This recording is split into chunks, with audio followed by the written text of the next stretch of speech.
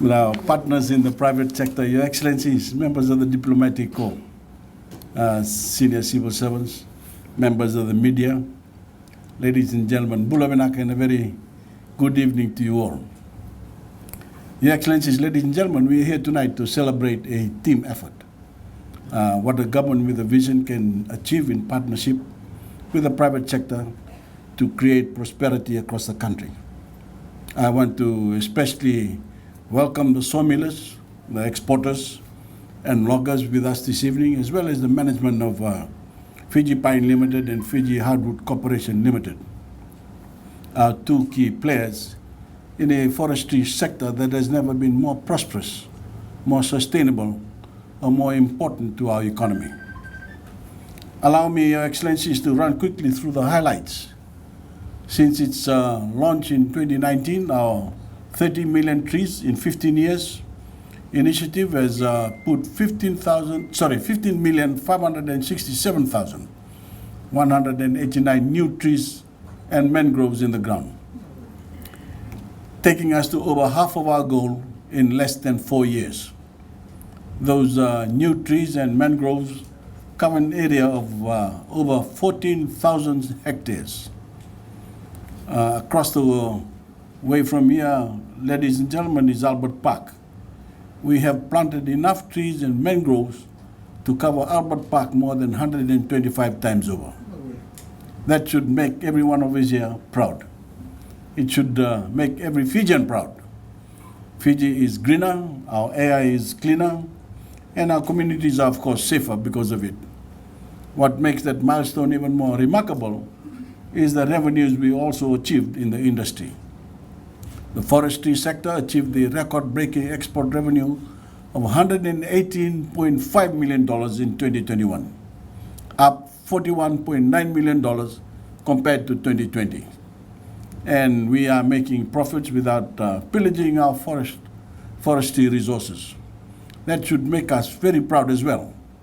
And on the back of advances to make this industry more efficient, such as an online application process for harvesting license, approvals are now turned around in 1 hour on average.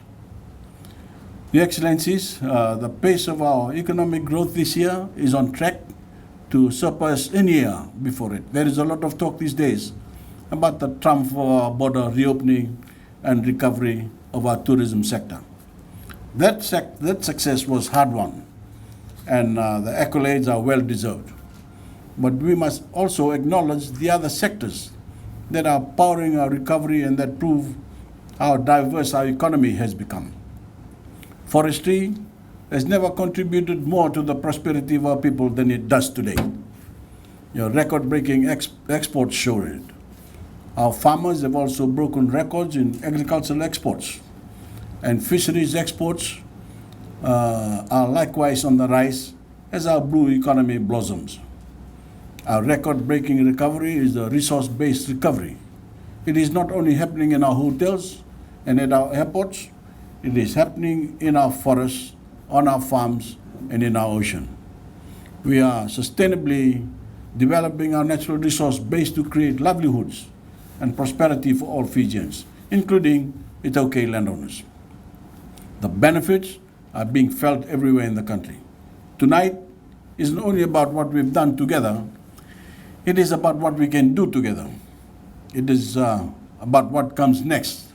That is why I'm proud to also launch the Ministry of Forestry's Costed Annual Operation Plan this evening.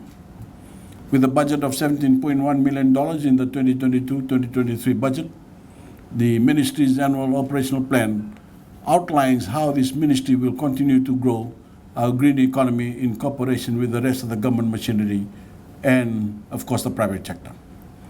I challenge you all to grow this sector's contribution to our economy even further. We have a 3-year economic recovery plan that can make that possible, with projections for an estimated total revenue of over $400 million from 2021 until 2024. That would be the most successful 3-year period in the history of this industry. That is our goal to meet and our record to beat.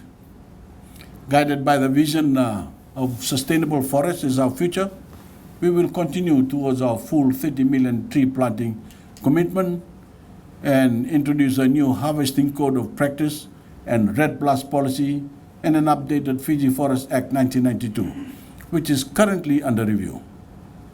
Guided by the mandates and protections of our Fijian Constitution, we will work with Itoke landowners to ensure that they receive fair and equitable returns from their natural resources. We will also ensure that investors are given security of leases and licenses, and that licenses are issued on a level playing field through transparent processes.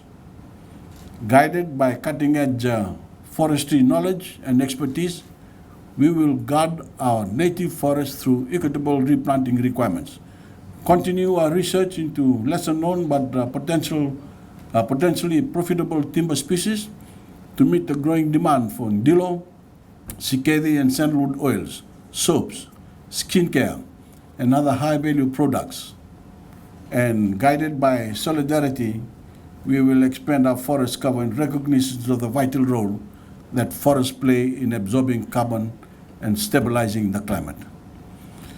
When future generations of Fijians look back on this time, ladies and gentlemen, Your Excellencies, I truly believe they will reflect on this work you are doing now as some of the most important and transformative in this century.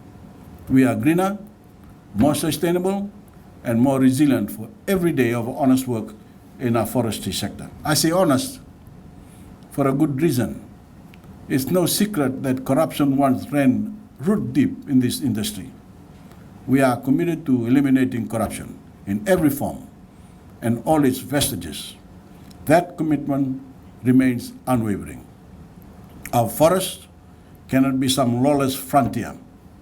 They stand next to our ocean as the most important natural assets in the country. They must be managed transparently. They must be managed sustainably. They must be managed profitably. And they will be under my leadership. As a result, they will be among the greatest inheritances we give our children and grandchildren. Thank you and have a wonderful evening.